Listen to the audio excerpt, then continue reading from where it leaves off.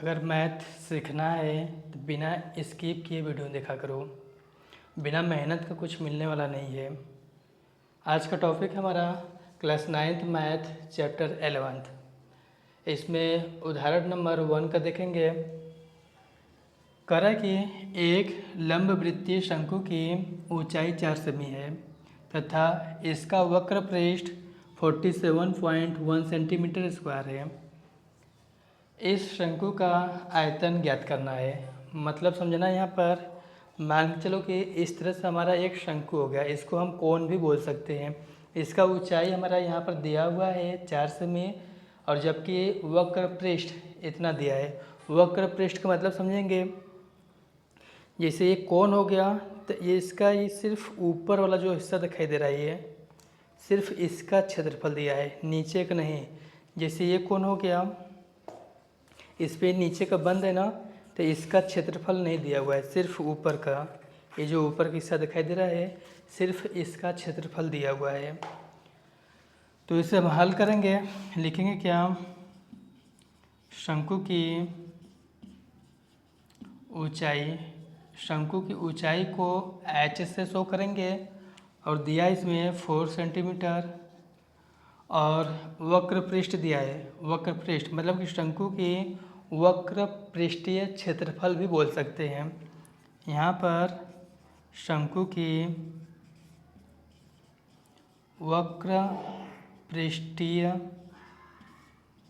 क्षेत्रफल, वक्र पृष्ठीय क्षेत्रफल भी बोल सकते हैं। दिया कितना है 47.1 सेंटीमीटर स्क्वायर। ठीक है, लेकिन निकालना क्या है, हमें आयतन निकालना है। तो शंकु की आयतन का फार्मूला क्या होता है, 1/3 पाई आर स्क्वायर एच होता है। इसका मतलब कि एच तो है हमारे पास यहाँ पर, लेकिन हमें आर चाहिए, तो इसके मदद से हम आर निकालेंगे, फिर आयतन हम निकाल पाएंगे। तो इसे सॉल्व करेंगे। एक चीज़ और नोटिस करना, जो जो क्वेश्चन में दिया रहेगा उसे लिखेंगे और जो पूछ रहा है उसे भी लिखेंगे। तो यहाँ पर हम ये भी लिख सकते हैं, शंकु का आयतन, फिर क्वेश्चन मार्क लगा देंगे। मान चलो कि पेपर में अगर तुम सॉल्व कर रहे हो तो क्वेश्चन उतारने की ज़रूरत नहीं है।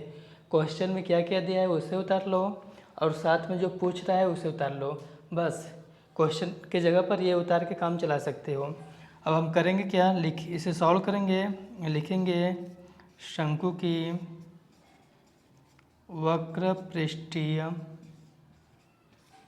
क्षेत्रफल, वक्र पृष्ठ भी लिख सकते हो यहाँ पर 47.1 हो गया, 1 हो गया।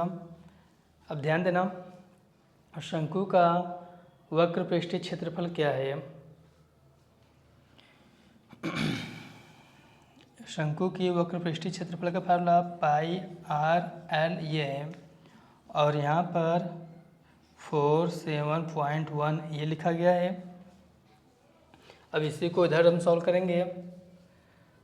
पाई की जगह पर यहाँ पर दिया हुआ है 3.14 लेने के लिए पाई की जगह पर, ठीक है। तो यहाँ पर पाई की जगह पर हम ले लिए 3.14।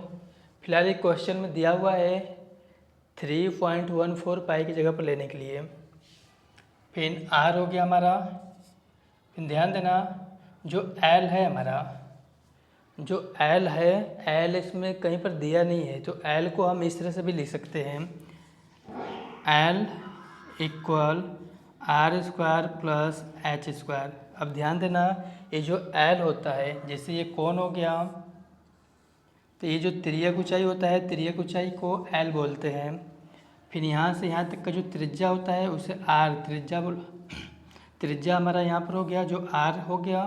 फिर यहाँ से यहाँ तक बीच में से जो होता है ये ऊंचाई होता है, जो एच होता है। तो एल के बराबर में हम ये चीज़ रख सकते हैं। यहाँ से जब एल हटाएंगे तो एल की जगह पर लिखेंगे रूट में R square plus H square लिख सकते हैं, इक्वल दिया है 471, कुछ इस प्रकार से दे दिया। अगर हम इससे डिवाइड करें, ध्यान देना ये सब का सब इनटू में होने की वजह से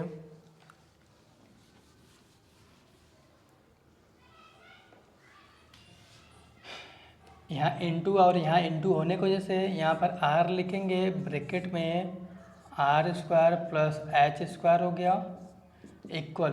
अब इस नंबर को इसके नीचे रखेंगे 47.1, यहाँ पर 3.14। अगर इससे हम इसमें डिवाइड करें तो ये कितने बार में कटेगा? 3.14 हो गया और यहाँ 471 कुछ ऐसे। हम ऐसे क्यों लिखें थोड़ा सा समझना। पॉइंट के इधर 2 नंबर है, पॉइंट के इधर 1 नंबर है। अगर ये 2 नंबर अगर हम डकाए तो इसमें 1 0 देना पड़ेगा। मतलब कुछ इस प्रकार से इसको लिख सकते हो, ठीक है। इसे हम करेंगे कैसे? हम एक बार में जाएगा 314 हो गया। ध्यान देना, अगर ये नहीं समझ में आया तो ऐसे समझो। इसे 47.1 हो गया और 3.14 हो गया। पॉइंट के इधर 2 नंबर होने की वजह से इसके साथ हम 100 का मल्टीप्लाई करेंगे। 100 का मल्टीप्लाई इसके साथ जब करेंगे तो 314 हो गया और इसके साथ जब 100 का मल्टीप्लाई करेंगे तो एक नंबर ढकाने के लिए 1 की 0 हट जाएगा। अब यहाँ पर 1 0 बचेगा, इसके साथ मल्टीप्लाई होगा 4710 कुछ ऐसे लिख सकते हैं।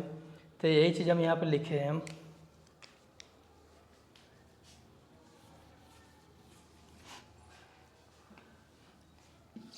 एक बार में हो गया, फिर यहाँ पर हो गया कैरी लिया 11 हो गया, 11 में से गया 7 हो गया और यहाँ पर 6 एंड 5 हो गया और यहाँ पर 1 और 0 कुछ इस प्रकार से हो गया।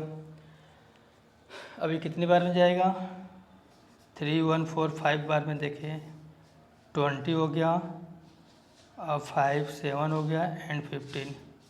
ये 5 बार में जा रहा है। चलो अच्छा, ये 5 बार में कट गया। इसका मतलब कि ये जो है 15 बार में कटेगा। 3.14 इसको काटेगा 15 बार में, इसको हम काट दिए 15 बार में। आर हो गया रूट में R square plus H square equal 15 कुछ ऐसे मानेंगे।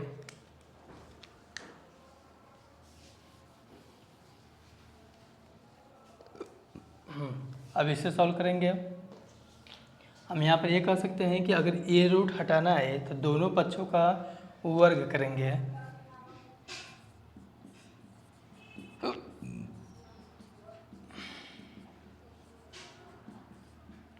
अगर दोनों पक्षों का वर्ग करें तो वर्ग का मतलब होता है कि यहाँ पर ब्रैकेट बना के इसके ऊपर पावर और साथ में इसके ऊपर पावर। तो हमारा इसके ऊपर पावर हो गया और साथ में आर प्लस एच का स्क्वायर इसके ऊपर पावर कुछ ऐसे होगा। तो ये पावर और रूट दोनों हट जाएगा तो कुछ इस प्रकार से तैयार होगा, ठीक है। इक्वल यहाँ पर 15 स्क्वायर ये तैयार हो गया। तो इसका मल्टीप्लाई इसमें करेंगे, आर के पावर 4 हो गया प्लस एच की जगह पर दिया हुआ है, एच की जगह पर 4 दिया हुआ है। अगर यहाँ पर हम 4 के स्क्वायर रखें तो 4 के स्क्वायर 16 हो गया। तो हम इसे एक बार फिर से करें, आर स्क्वायर हो गया, यहाँ 4 स्क्वायर हो गया, यहाँ 15 का स्क्वायर कितना हो गया 225।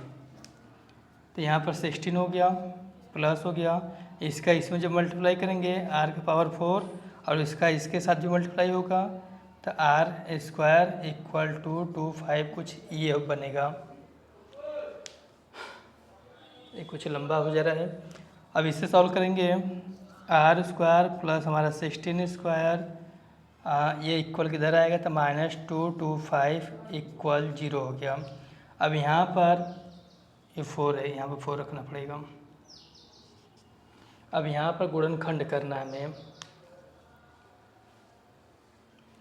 ये मिटा दे रहे हैं हम, फिर जगह न होने की वजह से इसे हटा दें।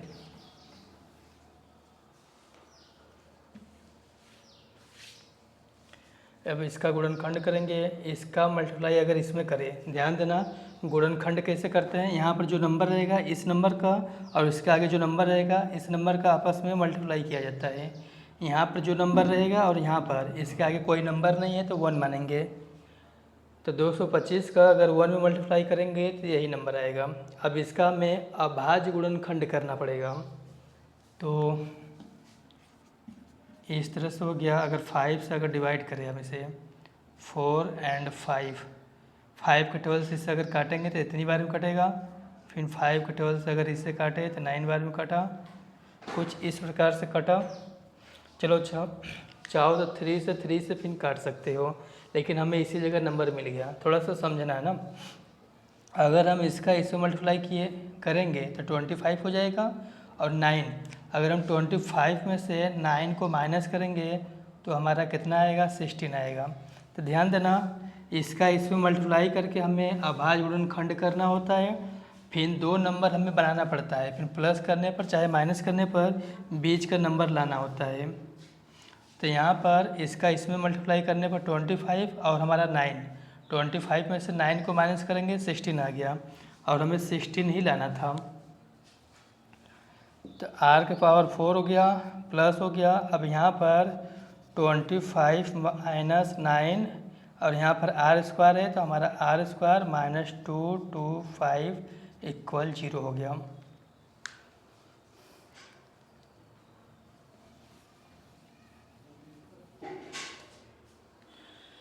अब इसे इधर सॉल्व करें तो यहाँ पर आर स्क्वायर आर की पावर 4 है, प्लस है। अगर ये ब्रैकेट खोलेंगे तो इसका मल्टीप्लाई इसके साथ और इसका मल्टीप्लाई इसके साथ, मतलब इसका मल्टीप्लाई इन दोनों के साथ होगा। तो यहाँ पर 25 R square minus 9 R square minus 225 equal 0 हो गया। फिर इसमें देखेंगे कि इन दोनों में ऐसा क्या है जो कॉमन के तौर पर बाहर निकलेगा। तो कहोगे आर स्क्वायर, और आर स्क्वायर को जब हम कॉमन लेंगे तो यहाँ पर क्या बचेगा, यहाँ पर आर स्क्वायर प्लस हमारा 25 हो गया। अब इन दोनों में अगर माइनस यहाँ पर छोड़ेंगे, अगर 9 बाहर निकालेंगे, ध्यान देना, अगर 9 बाहर निकालेंगे तो 9 के टेबल से ये भी कटना चाहिए, ठीक है। तो ब्रैकेट में यहाँ पर आर स्क्वायर हो गया। अब ये माइनस बाहर निकलने की वजह से, इस माइनस की वजह से ये माइनस जो है प्लस में लिखा जाएगा। 9 के टेबल से देखेंगे कितनी बार में कट रहा है, ध्यान देना। जो चीज़ कॉमन में होता है, जैसे यहाँ कॉमन के तौर पर 9 निकाल दिए, तो 9 के टेबल से इसको भी काटे हैं, 9 के टेबल से 225 को भी काटना है। तो 225 हो गया, तो यहाँ पर 2 बार में 18 हो गया, 4 और 5, 9 के टेबल 5 बार पढ़ेंगे तो 45 हो जाएगा। तो इसका मतलब कि 9 के टेबल से 225 को 25 बार में काट सकते हैं, 25।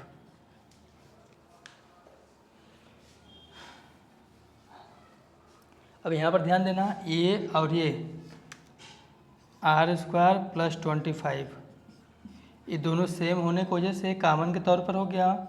और फिर यहाँ पर हमारा आर स्क्वायर माइनस 9, अब ये हो गया हमारा आर स्क्वायर माइनस 9, ये हो गया।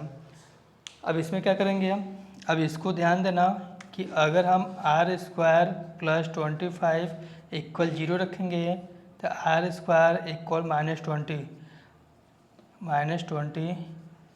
हो गया। पहली बात तो ये है कि माइनस में आर का मान कभी भी माइनस में नहीं होना चाहिए, इसलिए हम इसको छोड़ के इसको देखेंगे। अब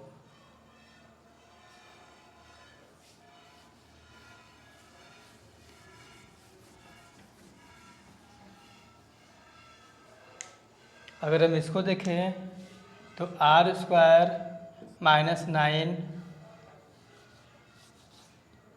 आर स्क्वायर माइनस 9 इक्वल 0 हो गया, आर स्क्वायर इक्वल 9 हो गया, ठीक है। अगर यहाँ से पावर अगर हटाए हम तो 9 रूट में चला जाएगा, और 9 रूट से निकलेगा तो प्लस माइनस 3 हम लिख सकते हैं। और हमेशा ध्यान देना कि आर का मान यहाँ पर माइनस या प्लस दोनों दिया हुआ है, तो आर का मान कभी भी माइनस में नहीं लिया जाएगा, और यहाँ पर हम आर का मान सिर्फ प्लस में मानेंगे। इसका मतलब त्रिज्या हमारा 3 हो गया, तो यहाँ पर 3 सेंटीमीटर हम मान लिए। तो निकालना क्या, हमें आयतन निकालना है। अब यहाँ पर लिखेंगे शंकु का आयतन। शंकु का आयतन फार्मूला था 1/3 पाई आर स्क्वायर एच हो गया।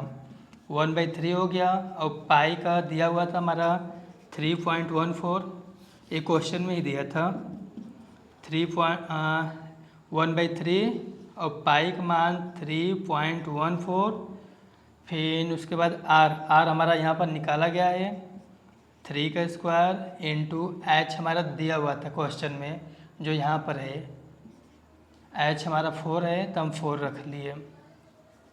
अब 3 से एक 3 कट जाएगा, यहाँ पर एक 3 बचेगा। तो यहाँ पर ध्यान देना, इस 3 को हम 2 बार भी लिख सकते हैं इस तरह से। एक 3 और एक 3 कट गया तो यहाँ पर 3.14 इंटू 3 इंटू 4 कुछ इस तरह से हो गया। अगर 4 का मल्टीप्लाई 3 में करेंगे तो 12 हो गया। अब 12 का मल्टीप्लाई इसमें करना है।